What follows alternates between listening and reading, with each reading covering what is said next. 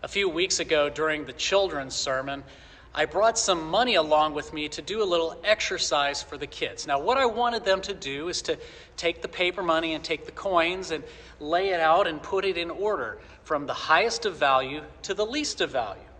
Now, this was an exercise to show the kids that even though money has different value, in God's eyes, we all have the same value. So at the 8:30 service, I gave the kids the money and they laid it out and started with the $100 bill and went down to the 20 and then the 10 and then the coins, all the way down to the penny. Everything went great. They were so good. Now at the 11 o'clock service, that was a different story.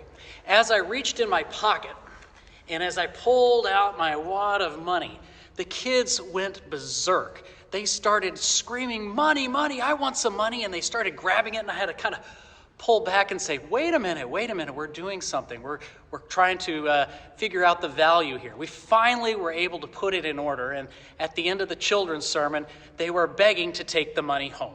They really wanted the money. Our gospel for this Sunday is a story about a rich man who loves his money so much that he neglects his neighbor. He simply ignores the poor man who's sitting at the gate in front of his home, and he could really care less about his condition or his needs. But boy, oh boy, do the tables turn once these two men die and find themselves in different locales in the afterlife. The poor man, he finds himself in heaven in the company of Abraham. And the rich man, well, he finds himself being tormented in the fires of Hades. Jesus uses this story as a teaching moment about stewardship. Many of us are blessed with an abundance of gifts and resources.